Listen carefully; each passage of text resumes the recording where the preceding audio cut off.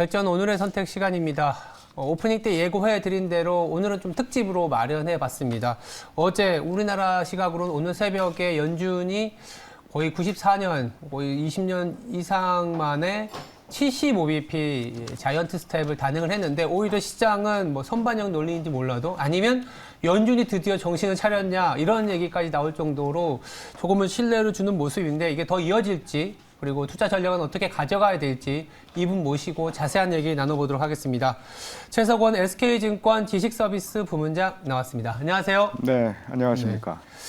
네. 진짜 75bp 제가 증권사 와서는 한 번도 본 적이 없는 네, 그렇죠. 물론 이제 예. 본부장님께서는 좀 보셨겠지만 한 번 봤습니다. 한 번. 그러세요? 94년인가 맞죠? 그렇죠. 네. 94년이죠.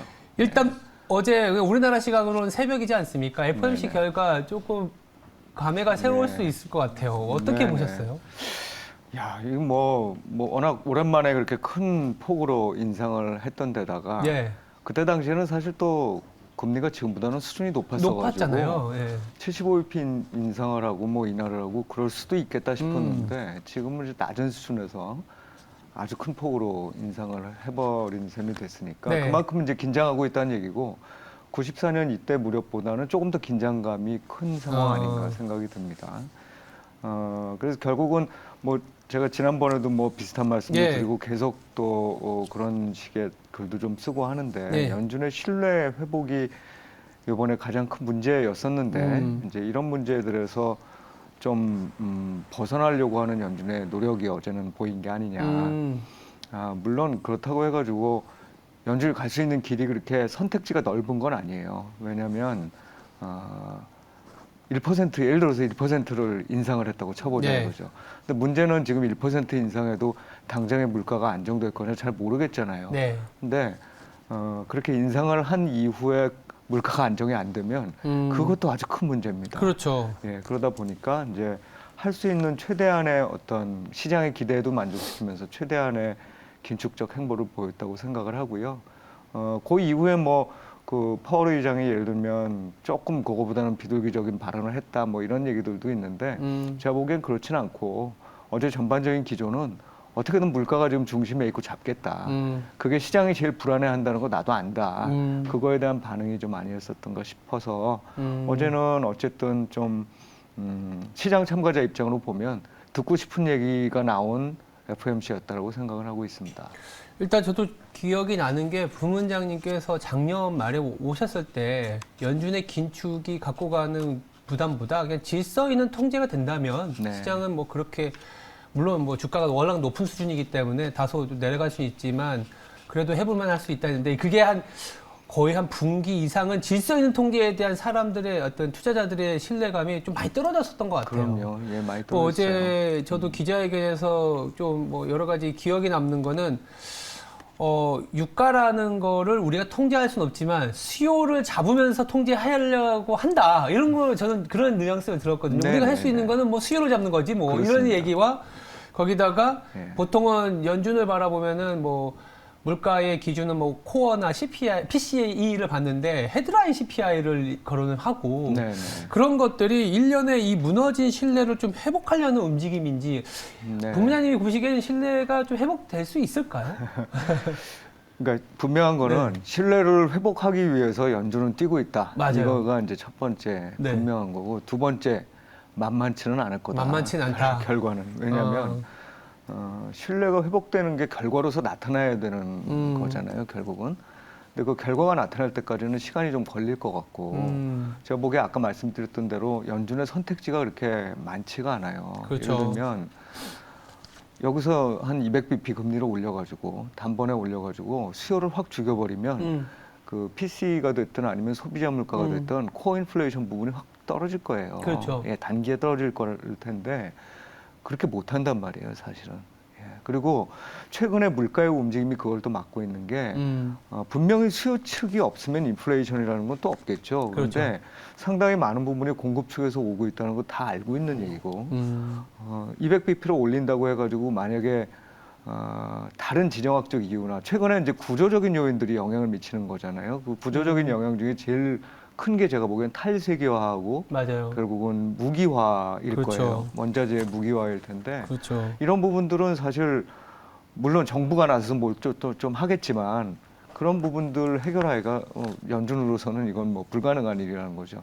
이제 그런 좁은 선택지에서 움직이고 있기 때문에 사실은 좀 걱정이 되는 건 지금 하고 있는 선택들조차도 과연 이게 성공적으로 물가 안정에 영향을 미칠 수 있을까? 그게 이제 걱정이 된다는 거예요. 제가 보기에는 지금 유가에 대한 전망이 굉장히 중요하기도 한데 예. 유가와 다른 어떤 물가의 관계.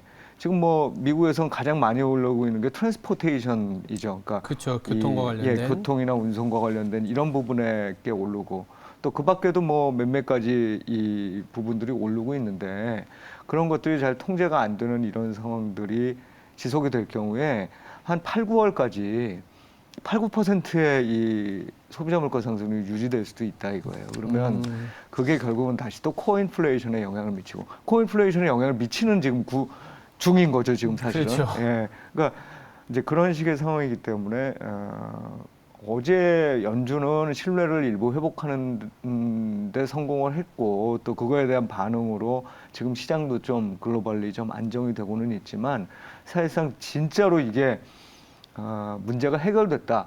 이거와는 조금 아직은 거리가 있다. 그렇게 보는 게 지금 맞는 것 같아요. 그래서 뭐 연준의 신뢰와는 좀 별개로 물가라는 부분만 놓고 보면 아직은 상당히 조심해야 될 때라는 생각을 많이 하게 됩니다.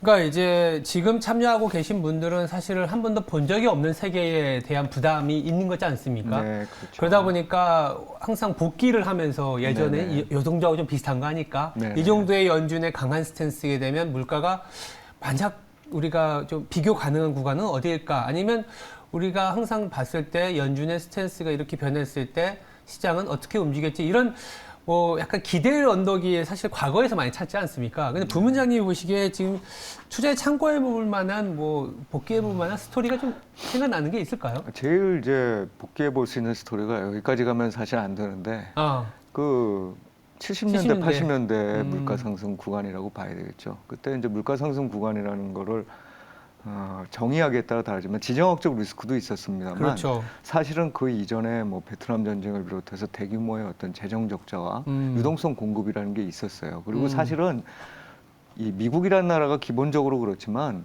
자기네가 굳이 긴축을 엄청나게 시행을 해가지고 물가를 막 잡아야 되고 이런 필요성을 많이 못 느끼는 경우들이 많습니다. 그리고 대부분의 경우에 그거를 외부로 수출하는 경우들도 많이 있었고. 근데 그때는 사실 그런 어떤 그 재정 적자의 증가 또 한편으로는 그 재정 적자의 증가가 아시다시피 그 70년대 초반에 이 브레튼 우드 체제를 그러니까 말하자면 닉슨 때. 예, 이 폐기하는 거잖아요. 맞아요. 예, 그런 과정들이 일련의 과정들이 나타나면서 단기적으로 달러가 막 약세가 되기도 했었거든요. 그렇죠. 이제 그런 부분들을 해소하기 위한 이 것들을 제외하면 사실은 어찌 보면 그렇게 막 긴축해가면서 뭐 해나가는 나라는 아니에요, 분명히. 그렇죠. 그런데 그러다 보니까 쌓여가지고 그게 이제 70년대 말 80년대 터진단 말이에요.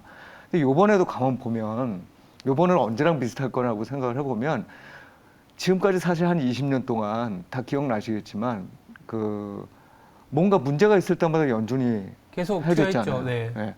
그 2000년 닷컴 버블 터졌을 때도 그렇죠. 2008년 금융위기 이후에도 계속 우리가 상상한 것 이상의 완화적인 정책을 써가면서 어찌 보면 계속해서 이 물가가 낮다는 이유 때문에 이런 전략을 써왔는데 그게 한계에 도달하는 상황 아닌가겠느냐. 그리고 그렇게 한계에 도달하게 만드는데 그건 이제 물가를 낮춰왔던 원인인 세계화, 그 다음에 뭐 중국과 관련된 요인들이 되돌아가는 그런 구조적인 문제와 맞물려 있다고 우리가 본다 그러면 어찌 보면 그때가 가장 비슷할 텐데 그때 결국은 상당히 큰 폭의 긴축에 나서게 되면서 결국은 어쩔 수 없는 거죠. 볼커 의장이 그렇습니다. 되잖아요. 그러면서 이제 그때의 긴축이라는 건 결국 경기 침체를 감수하는 거죠. 경기 침체가 실제로 또 왔었죠. 맞습니다. 네. 그게 이제 레이건 대통령이 79년도에 네. 볼커 의장이 되고 그 다음에 이제 80년도에 이 레이건 대통령이 되고 이러면서 진짜 이제는 물가 때문에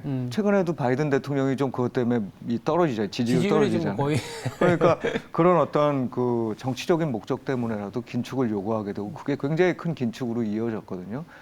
물론 그때에 비해서는 이 정도가 조금 덜하다고는 봐요. 예, 물가의 절대 수준이라든지 그런 면에서. 하지만 상황상으로 보면 그때랑 가장 유사하다. 그래서 우리가 지금 굉장히 아까도 그런 말씀, 줄타기라는 말씀을 드렸습니다만 예. 그때보다 연준이 다 그런 경험들을 갖고 있기 때문에 적절한 수준을 찾기 위해 노력을 할 텐데 시장은 앞으로도 계속 그 적정한 수준에 제대로 가고 있는지 그래서 물가가 안정되고 물가 안정과 함께 경기가 방어되는지 이거를 계속 관찰할 수밖에 없는 구간이라는 거예요. 그래서 좀 쪼개서 보면 일단 이번 뭐 8, 9월까지는 상당히 제가 보기엔 안심하면 안 되는 상황이다.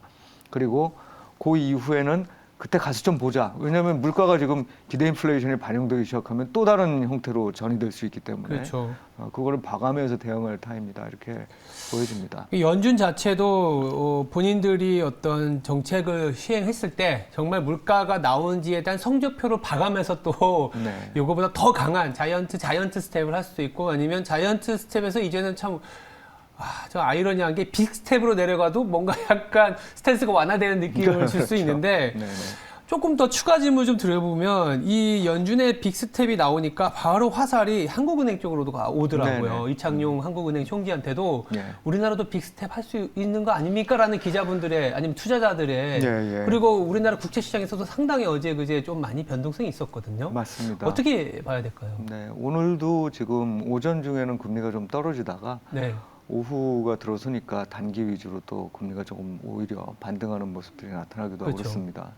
이제 결국 이 우리나라도 뭐 75bp까지는 아니더라도 50bp 정도는 올릴 수 있는 가능성이 전보다는 확실히 높아진 건 있다. 맞아요. 네, 우리 50bp 정도 올린 적 있었을까요? 없었어요.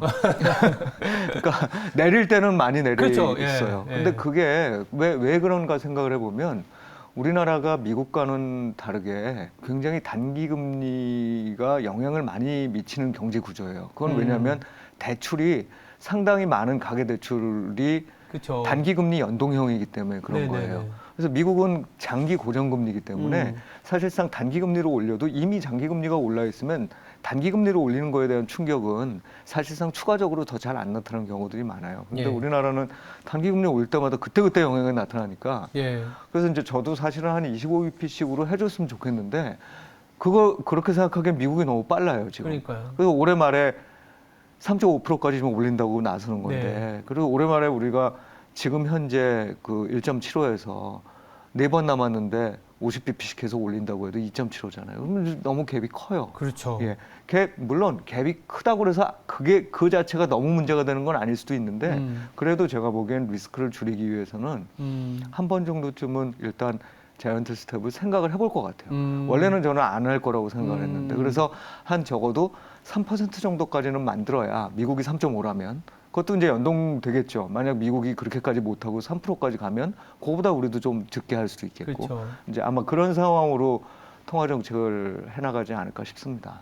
한국과 미국 이렇게 우리가 한 번도 본 적이 없는 긴축 사이클의 속도다 보니까 시장에 대한 전략을 쓰기도 참 어려운 상황이긴 네네. 하고 연준도 성적표를 보고 가면서 해야 될 것 같긴 하지만 어려운 질문이지만 지금 현재의 어떤 투자 전략 한번 들어볼 수 있을까요? 아니면 이럴 때 예. 오히려 이런 섹터를 봐야 되지 않을까라는 정도?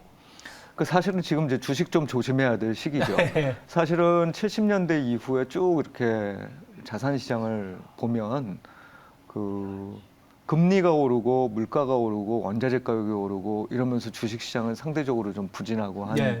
큰 흐름의 시기하고 반대로 주식은 굉장히 강하게 뻗고 또 금리도 내려가고 뭐 이런 금리가 내려가면 채권도 괜찮다는 얘기잖아요. 예. 반면에 이제 원자재를 비롯한 그런 물가 관련된 실물 자산의 가치는 상대적으로 조금 안 좋은 그런 시기들로 나눠진다고 보는데 지금 이 전자의 상황 말하자면 주식은 별로 안 좋고 네. 원자재를 비롯한 실물 쪽에 있어서의 어떤 그 자산들이 더 상대적으로 나은 이 어떤 모습을 퍼포먼스를 보일 수 있는 그런 장이기 때문에 주식은 좀 조심하는 게 좋습니다. 그런데 그때도 주식에서 일부 업종들은 그래도 선방을 하거나 또는 특정한 정도 수익률을 내줘요. 예. 그 중에 대표적인 게 에너지예요. 에너지. 예, 그리고 금리가 올라가니까 금융주 중에 다는 아니에요. 예. 그런데 보험 중에서 잘 대응이 되는 보험주 일부가 그렇고요. 그 다음에는 이제 제가 또 하나 써왔는데 유틸리티죠. 유틸리티. 유틸리티. 근데 이제 이 모든 거에서 배당을 많이 주는 종목을 저는 좀 원합니다. 근데 우리나라가 배당주라고 그러면 우리나라는 사실 배당주의 정의가 좀 모호해가지고 예. 이 돈 잘 버는 데가 경기민감주인데 배당도 많이 주니까 배당주에 경기민감주가 속해 있단 말이에요. 예. 근데 그러지 말고 말씀드렸던 그런 종목들, 그런 업종들에서 배당 많이 주는 것. 그다음 마지막으로 기술주 관련된 코멘트만 좀 드리면 예. 기술주가 좋죠. 이제 지난 30년만 놓고 보면 금리 인상기에 그 기술주 사서 보유하고 있으면 나중까지 좋은 네. 성과가 났는데 그런 부분들은 조금 이번에는 조심해야 될 거다라고 생각이 듭니다. 알겠습니다. 에너지 보험 유틸리티 그리고 이 기조에는 배당이 좀 좋으면 네. 그렇게까지 생각을 해보면 될 것 같아요. 어려운 시장이지만 그래도 기업단에서는 좀 찾아볼 수 있다 정도까지 정리할 수 있을 것 같습니다. 지금까지 최석원 SK증권 지식서비스 부문장이었습니다. 감사합니다. 네, 고맙습니다.